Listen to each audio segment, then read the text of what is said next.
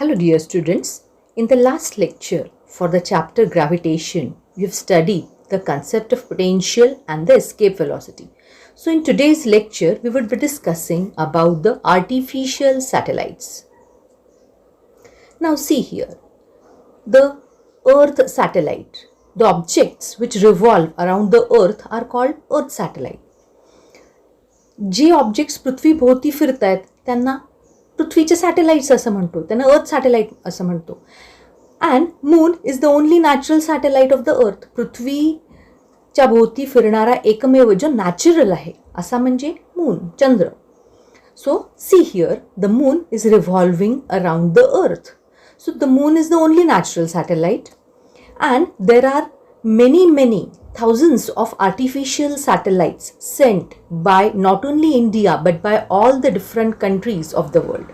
So the artificial satellites have been launched by several countries including India.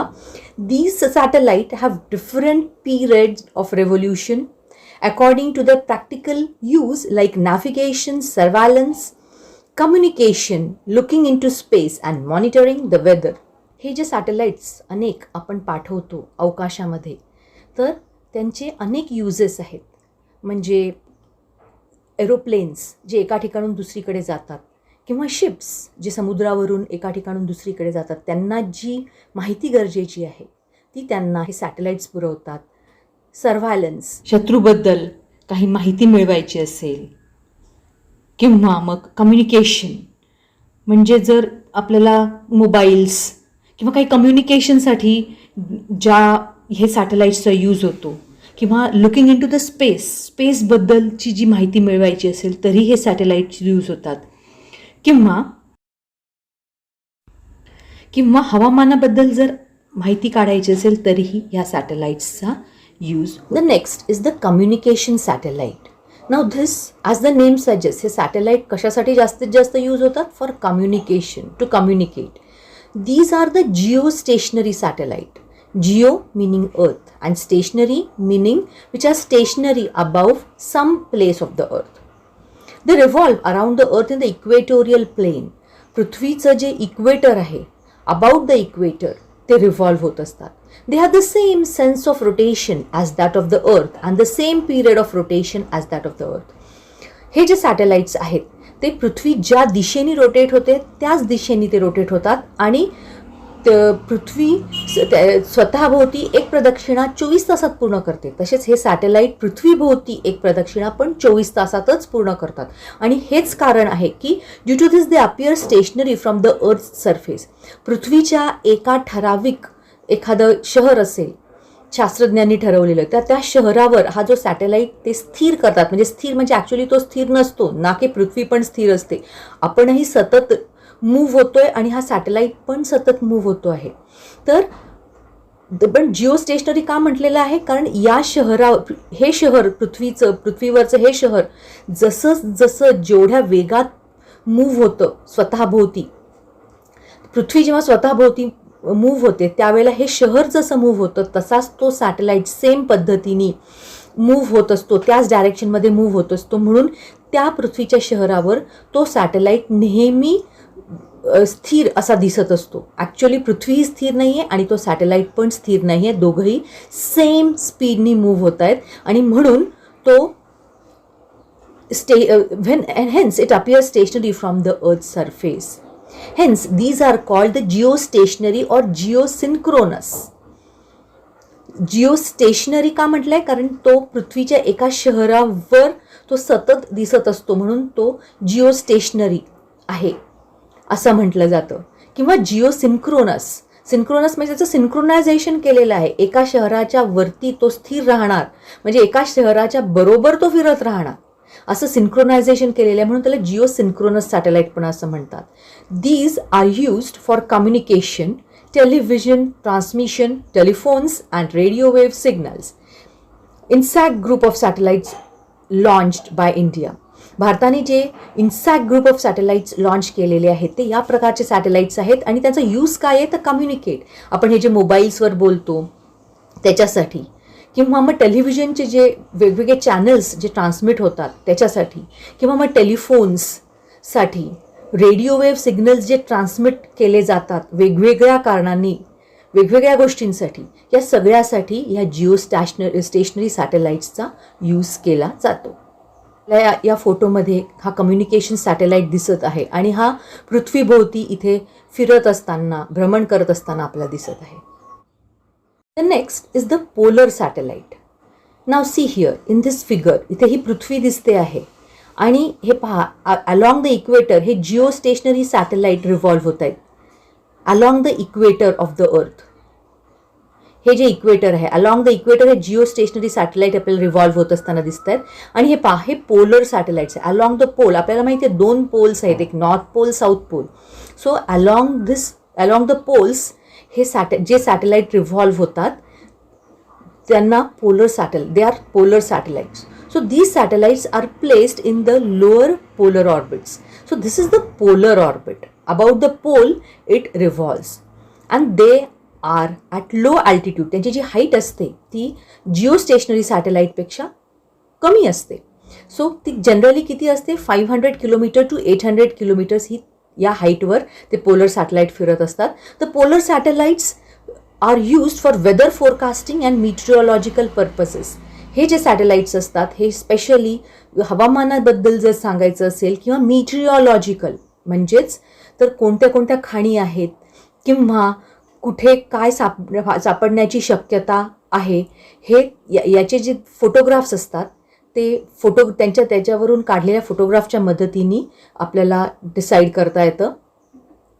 They are used for astronomical observation and study of solar radiation. सोलरचे जे radiations आहेत त्यांच्याबद्दलचा अभ्यास असेल किंवा astronomical वेगवेगळे तारे, ग्रह यांच्याबद्दलचा अभ्यास करण्यासाठी सुद्धा यांचा यूज होतो. The period of revolution of polar satellite is nearly 85 minutes. So it can orbit the earth 16 times per day. Geo stationary satellite हा पृथ्वीभोवती फक्त एकच प्रदक्षिणा घेतो एका दिवसात, पण हे जे पोलर सॅटेलाइट्स आहेत त्यांचा टाईम पिरियड हा खूप कमी आहे आणि तो 85 minutes आहे आणि म्हणून ते कमीत कमी 16 वेळा पृथ्वीभोवती प्रदक्षिणा घेऊ शकतात. ह्या पोलर सॅटेलाइट्सवर कॅमेरेज फिक्स्ड असतात and in the entire day the whole earth can be viewed. पूर्ण पृथ्वी ही ते व्ह्यू करू शकतात. The polar and the equatorial regions at close distances can be viewed by these satellites. तर हे जे पोलर डिस्टन्सेस आहेत, पोल हे जे नॉर्थ पोल असेल किंवा साऊथ पोल असेल पृथ्वीचा, तर ह्या ज्या रिजन्स असतील किंवा इक्वेटोरियल रिजन ही जी जिथे इक्वेटर आहे पृथ्वीचं, तर ह्या सगळ्या रिजन्स खूप जवळून, कारण ते जवळ असतात पृथ्वीच्या, म्हणून ते खूप जवळून बघू शकतात ते satellites, polar satellites. So now we would be discussing about the projection of the satellite. आता हे जे सॅटेलाइट इथे दिसतोय बघा, एक सॅटेलाइट तयार केलेला आहे जो आता अवकाशामध्ये पाठवण्यासाठी तयार आहे. सो हा कसा तयार केला, त्याला कसं अवकाशात पाठवतात. If the projection of the satellite, for the projection of the satellite, it is necessary that the satellite to have certain minimum velocity and a minimum 2-stage rocket. इथे हे 2-stage rocket at least जरुरी आहे त्या सॅटेलाइटला अवकाशामध्ये ठराविक ऑर्बिटमध्ये पाठवण्यासाठी. So single stage रॉकेटनी हे काम होऊ शकत नाही. म्हणून मग इथे या फोटोमध्ये हा सॅटेलाइट दिसतो आहे जो अवकाशात झेप घेण्यासाठी तयार आहे. याला 2 स्टेजेस असतात, the first stage and the second stage. First stage ignite कोण करताय, तर त्याचे सायंटिस्ट जे बसलेले आहेत कंट्रोल रूममध्ये, ते ज्या आपण बघितलेलं असेल की 5 4 3 2 1 आणि 0 जेव्हा म्हटलं जातं त्यावेळेला त्याचं इग्निशन बटन ते ऑन केलं जातं आणि the first stage is ignited. आणि ही फर्स्ट स्टेज सॅटेलाइटला कुठे घेऊन जाते अवकाशात, तर एका ठराविक एच, आपण ठरवलेल्या, सायंटिस्टने ठरवलेल्या एका ठराविक एच एवढ्या उंचीवर ती ह्या सॅटेलाइटला घेऊन जाते. तिथे नेल्यानंतर तो जो सॅटेलाइट आहे तो with the help of remote control, scientist इथे त्यांच्या लॅब्समध्ये, त्यांच्या कंट्रोल रूममध्ये बसून तो ॲट 90 degrees तो रोटेट करतात using remote control and the first stage of the rocket is detached. तो 90 degreesला रोटेट केल्यानंतर पहिली स्टेज ही निखळून जाते आणि मग दुसरी स्टेज येते. सो ती ही फर्स्ट स्टेज जी आहे ती निघून गेली. आणि त्याच्यानंतर with the help of the second stage of the rocket, a specific horizontal velocity is given to the satellite. मग आता सॅटेलाइट जो 90 डिग्रीजनी आपण रोटेट केलेला आहे आणि फर्स्ट स्टेज आधीच निघून गेलेली आहे, तर हा जो सॅटेलाइट आहे, सेकंड स्टेजचं कार्य काय आहे, तर त्या सॅटेलाइटला एक ठराविक हॉरिझॉन्टल व्हेलॉसिटी VH सप्लाय करायची, फक्त एकदाच तेवढीच, so that it can revolve in circular orbit round the earth. आणि नंतर मग तो एकदा ती हॉरिझॉन्टल व्हेलॉसिटी त्याला सप्लाय केली सेकंड स्टेज ऑफ द रॉकेटनी, की तो पृथ्वीभोवती सर्क्युलर पाथमध्ये प्रदक्षिणा करू लागतो, सर्क्युलर ऑर्बिटमध्ये तो रिव्हॉल्व होऊ लागतो around the earth. The exact horizontal velocity of projection that must be given to the satellite at a certain height so that it can revolve in a circular orbit around the earth is called the critical velocity or the orbital velocity.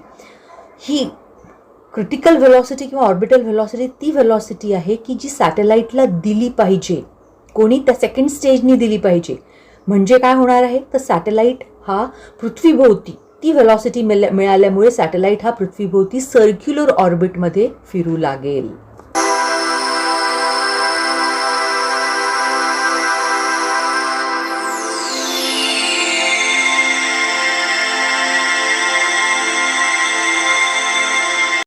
सॅटेलाइटची G second stage आहे ती जी tangential velocity of projection supply करते त्या सॅटेलाइटला, ती जर कमी किंवा जास्त असेल तर काय काय घडू शकतं हे आपण आता डिस्कस करणार आहे. Case 1, if the horizontal velocity of projection is less than the critical velocity. Now ही जर क्रिटिकल व्हेलॉसिटीपेक्षा कमी असेल तर हा जो सॅटेलाइट आहे तो पृथ्वीभोवती असा इलिप्टिकल ऑर्बिटमध्ये मूव्ह होत राहणार आहे आणि पृथ्वी ही त्याच्या त्या इलिप्सच्या एका फोकसवर असणार आहे. आणि इथून तो प्रोजेक्ट झाला ॲपोगी पॉईंट, म्हणजे तो मॅक्झिमम डिस्टन्स असलेला पॉईंट, आणि इथे तो पेरिगी पॉईंटवर जेव्हा येतो, म्हणजे पृथ्वीपासून त्याचं जे डिस्टन्स आहे ते मिनिमम होतं, त्यावेळेला जर तो पृथ्वीच्या ॲटमॉस्फिअरमध्ये जर तो शिरला तर due to the earth gravitation तो पृथ्वीकडे ओढला जाणार आहे आणि तो स्पायरल होत होत तो पृथ्वीवर जाऊन आदळणार आहे. अमेरिकेच्या स्कायलॅब या सॅटेलाइट संबंधी जे घडलं तेच घडून तो सॅटेलाइट स्पायरल डाऊन होत पृथ्वीवर जाऊन आदळणार आहे. Now the next case, when VH is equal to VC, that is the tangential velocity of projection or the horizontal velocity with which the satellite is projected.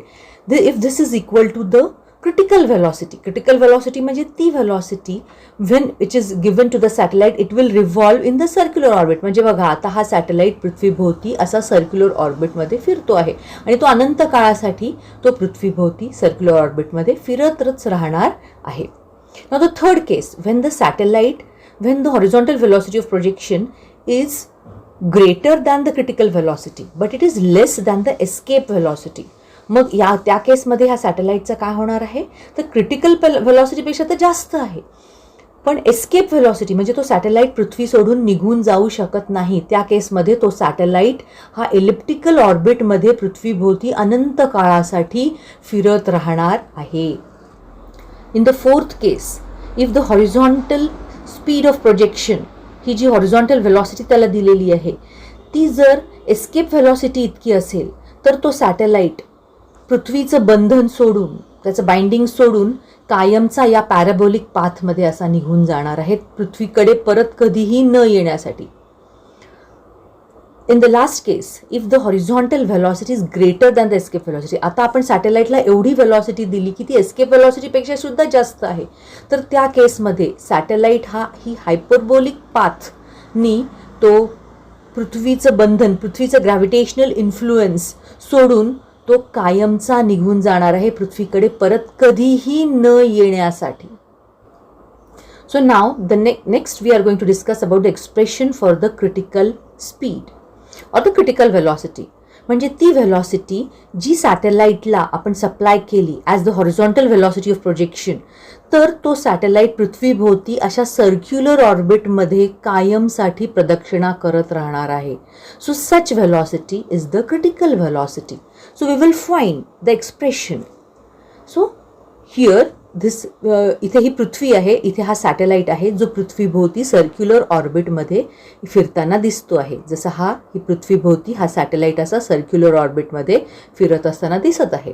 So consider a satellite. आपण एक satellite consider केला, त्याचा मास आहे m, जो पृथ्वीभोवती revolve होतो आहे. किती हाईटवर आहे पृथ्वीपासून? तो h या हाईटवर आहे. m हे कन्सिडर केलं मास ऑफ द अर्थ अँड r हे कन्सिडर केला रेडियस ऑफ द अर्थ. Now, if the satellite is moving in circular orbit, मग त्याचा जो ऑर्बिटल रेडियस आहे तो किती असणार आहे? r प्लस एच, म्हणजे पृथ्वीचं स्वतःचं रेडियस प्लस त्याचं पृथ्वीपासून तो किती उंचीवर आहे? तर h एवढ्या हाईटवर आहे. So r plus H. So the orbital radius will be capital R plus H, that is small r. Its speed must be the magnitude of the critical velocity. त्याची स्पीड किती असली पाहिजे? तर क्रिटिकल व्हेलॉसिटी इतकी असली पाहिजे. आता आपल्याला हे माहिती आहे की ही जी मोशन आहे त्या सॅटेलाइटची ती कशी आहे? सर्क्युलर मोशन आहे. मग सर्क्युलर मोशन जर आहे तर सेंट्रिपिटल फोर्स अप्लाय केला पाहिजे तरच सर्क्युलर मोशन घडणार आहे.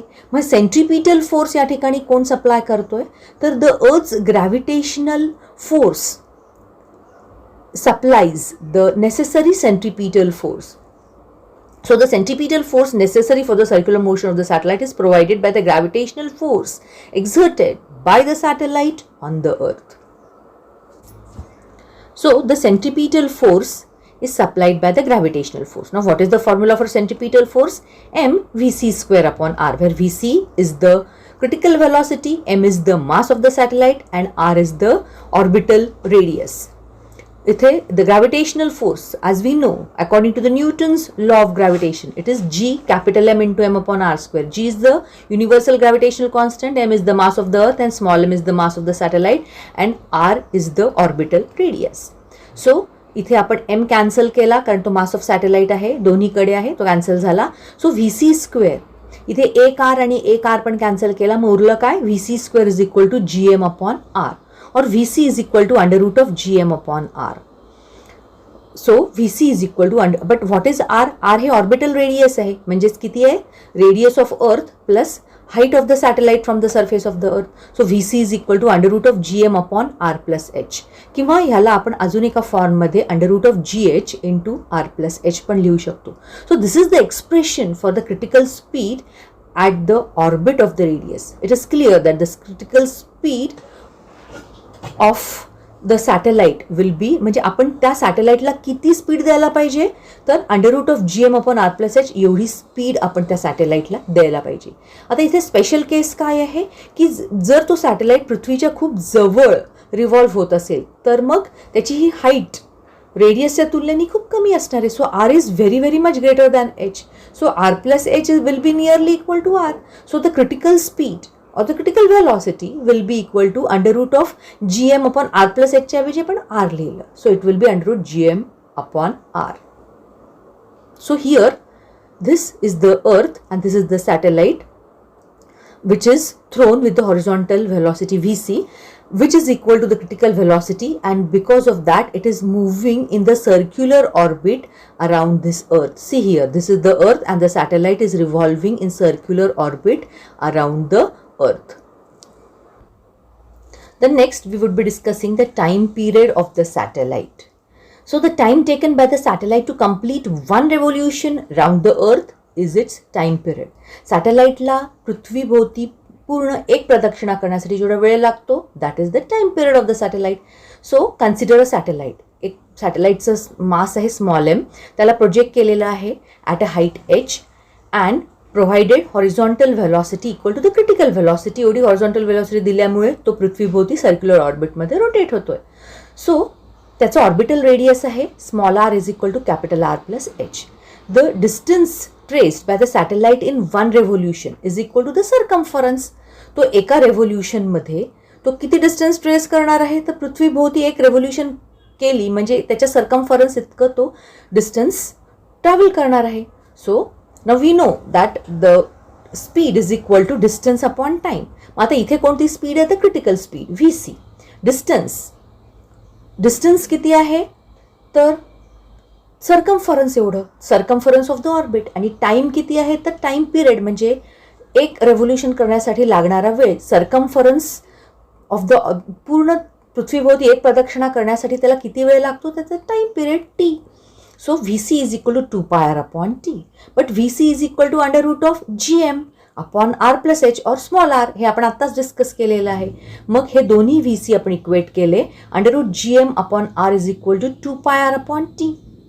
सो इथे आपण त्याला रिअरेंज केलं, म्हणजे थोडक्यात की आपण त्याला स्क्वेअर केलं. So GM upon R is 4π² r² upon t² और t² is equal to 4π² r³ upon GM. So but now here G universal gravitational constant हे कॉन्स्टंट आहे, M मास ऑफ अर्थ हे कॉन्स्टंट आहे, 4π² हे पण कॉन्स्टंट आहे. So t² proportional to r³ म्हणजे the square of the time period is proportional to the cube of the orbital radius. Cube of the orbital radius. और आता ह्यालाच आपण रूटमध्ये घेतलं, म्हणजे त्याचा रूट घेतल्यानंतर t is equal to 2π under root of r³ upon GM हे आपल्याला फॉर्म्युला आहे. So t is equal to 2π under root of r plus h whole cube upon GM.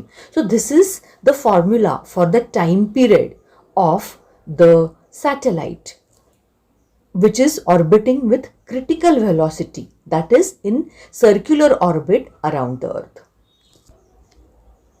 So we have come to the last point of the chapter, that is the binding energy of the orbiting satellite. So we will discuss about the definition. The minimum energy required by a satellite to escape from Earth's gravitational influence is the binding energy of the satellite. सॅटेलाइटला पृथ्वीने धरून ठेवलेलं आहे, बांधून ठेवलेलं आहे, bind केलेलं आहे, आणि म्हणून तो जो सॅटेलाइट आहे तो पृथ्वी सोडून जाऊ शकत नाही.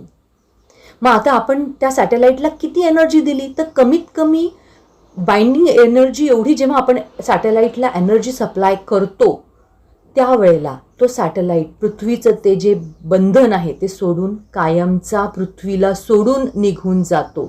So such minimum energy required or given to the satellite so that it escapes the Earth's gravitational influence is the binding energy. Now we will discuss about the expression for the binding energy of the satellite. So now consider the satellite of mass m and revolving at height h above the surface of the earth in a circular orbit. Now it will possess potential energy as well as kinetic energy. त्याच्याकडे जी total energy आहे तिचे आपण दोन parts लिहिले, potential आणि kinetic. आणि आपण हे म्हटलेलं आहे की M हे पृथ्वीचं मास आहे, R हे कॅपिटल R हे पृथ्वीचं रेडियस आहे, VC ही त्याची त्याला दिलेली क्रिटिकल व्हेलॉसिटी आहे त्या सॅटेलाइटला, कारण तो सर्क्युलर ऑर्बिटमध्ये पृथ्वीभोवती फिरतोय. And the radius of the orbit किंवा orbital radius is small r is equal to capital R plus H. So इथे ही पृथ्वी दिसते आहे, त्याचा मास आहे M. इथे हा छोटासा सॅटेलाइट दिसतोय, त्याचा मास आहे स्मॉल m, आणि हा सॅटेलाइट हा पृथ्वीभोवती सर्क्युलर ऑर्बिटमध्ये रिव्हॉल्व्ह होतोय. So the kinetic energy of the satellite will be according to the formula for kinetic energy which is half m v². So half m इथे VC ही त्याची व्हेलॉसिटी आहे म्हणून half m vc². But what is the formula for VC? VC is equal to under root GM upon R. So इथे आपल्याला काय मिळालं? that kinetic energy of satellite is half of GM into M upon R. आपण VC ची value put up केली. नाव ही kinetic energy झाली. The gravitational potential at a distance R from the centre of the earth is minus GM upon R. So this is the gravitational potential. So the potential energy of the satellite will be gravitational potential into the mass of satellite. So the potential energy किती येणार? minus GM into small m म्हणजे mass of satellite upon R. So the total energy of the satellite, इथे minus sign का indicate करते की the satellite is bound to the surface of the earth. बांधला गेलेला आहे. It is bounded. Now the total energy of the satellite is given as the total energy is kinetic energy plus potential energy. So the total energy of the satellite will be kinetic energy which is half of GM into M upon R plus potential energy that is minus GM into M upon R. So that will be equal to minus half GM into M upon R. ही त्याची total energy आहे कोणाची? त्या सॅटेलाइटची. आता ही negative sine काय सांगते की the satellite is bound to the earth. Satellite हा पृथ्वीला बांधलेला आहे due to the gravitational force of attraction and hence it cannot leave the earth. तो पृथ्वीला सोडून निघून जाऊ शकत नाही, तो स्वतःला फ्री करू शकत नाही फ्रॉम द अर्थ ग्रॅव्हिटेशनल इन्फ्लुएन्स. आता ही जर टोटल एनर्जी ही जर पॉझिटिव्ह झाली किंवा झिरो झाली, त्या केसमध्ये तो सॅटेलाइट हे बंधन सोडून निघून जाऊ शकतो. म्हणजेच काय की मी या सॅटेलाइटला किती एनर्जी दिली पाहिजे, तर ॲटलिस्ट मी तिला जर प्लस त्या सॅटेलाइटला +12 GM × M/R एवढी एनर्जी जर सॅटेलाइटला सप्लाय केली तर हे झिरो होणार आहे की -12 GM × M/R +12 GM × M/R म्हणजे एकमेकांना कॅन्सल करतील आणि त्याची टोटल एनर्जी काय होईल, झिरो होईल.